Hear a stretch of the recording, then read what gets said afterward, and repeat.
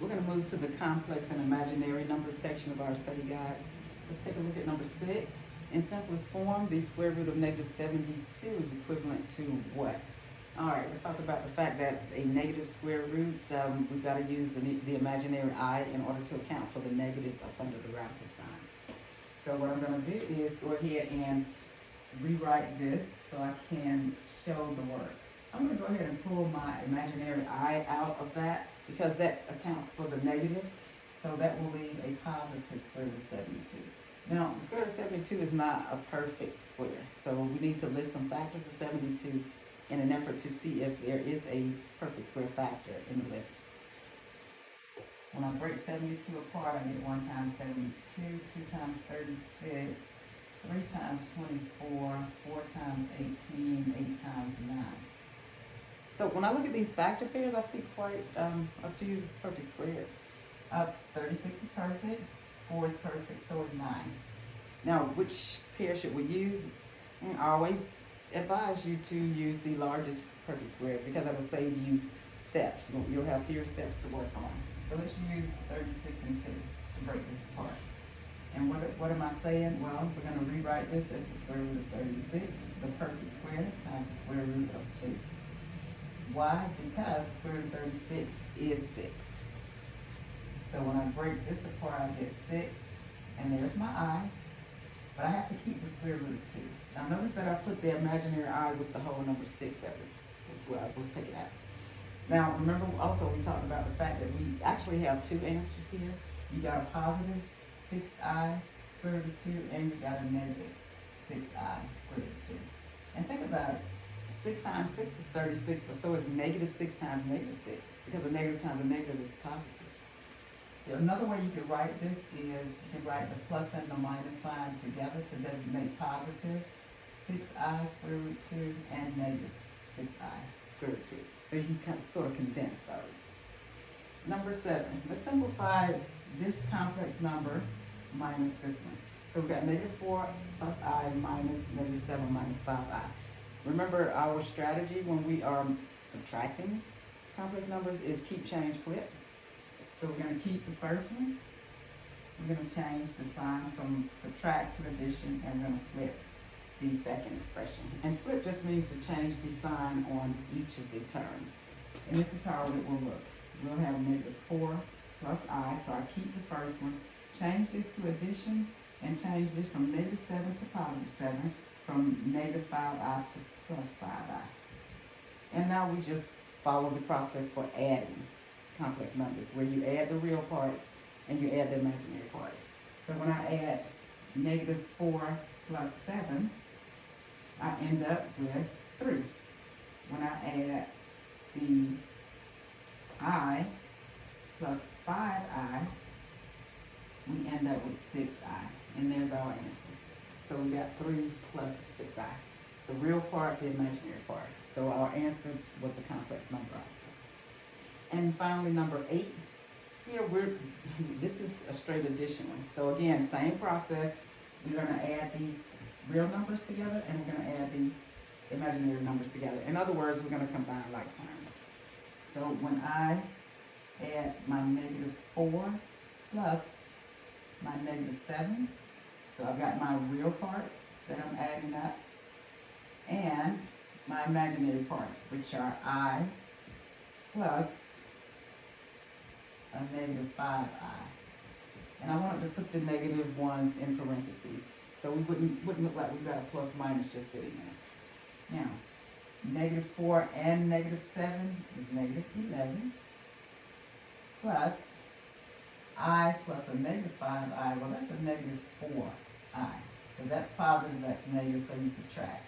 But in order to not have a plus and minus sign sitting side by side, being a little confusing, let's go ahead and just write this as negative 11 minus the 4I. So we can drop the plus sign. All right, let's continue. Okay, number 9 and 10. And number 9, here we're multiplying. It says to simplify the negative 4 plus I times negative 7 minus 5I. And how do I know it's multiplication? Well, I don't see a symbol in between here. I don't see a plus or a minus. And when two parentheses are together without an operation in the middle, it's multiplication. And of course, with multiplication, we already found out that we use distributive property in order to work two expressions like this.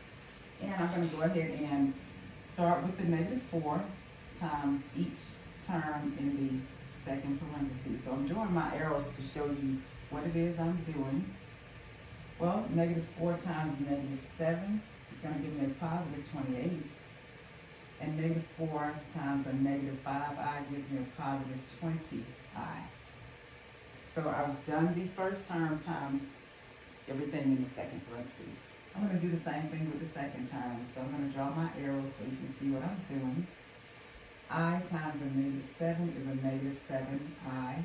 And I times -5i is a -5i squared, because I've got this I times I.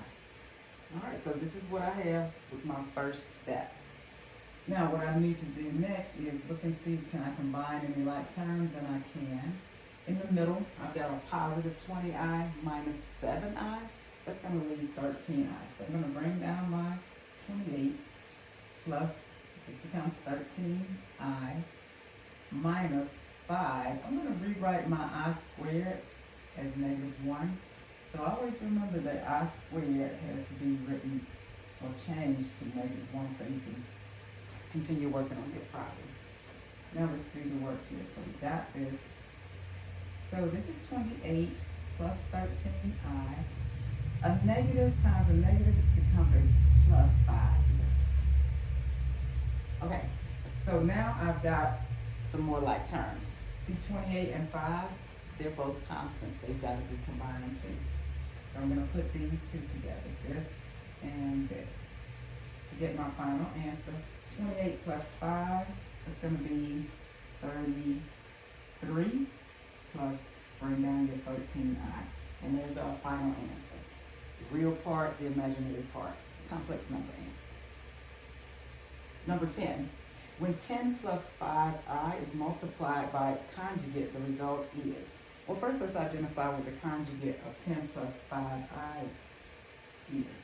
So the conjugate of that expression is 10 minus 5i. So that we have. And again, it says when it's multiplied by its conjugate. So I'm going to take this 10 plus 5i and multiply it by its conjugate, 10 minus 5i.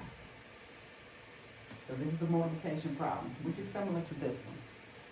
What do I do first? Well, first I'm going to take my first term in the first expression, multiply by everything in the second. And then I'll do the same with this. So here we've got 10 times 10, that is 100. 10 times -5i is -50i.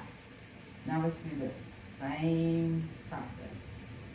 5i times 10 is a positive 50i, and 5i times a negative 5i, positive times a negative is a negative, and 5 times 5, that gives me 25, is I times I, makes that I squared.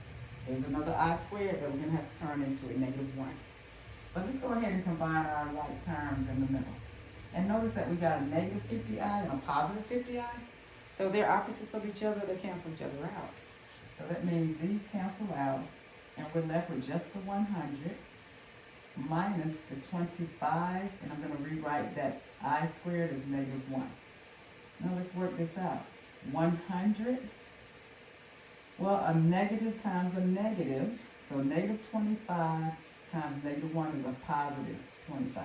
Negative times a negative is a positive. So my final answer is a 125. Let's continue.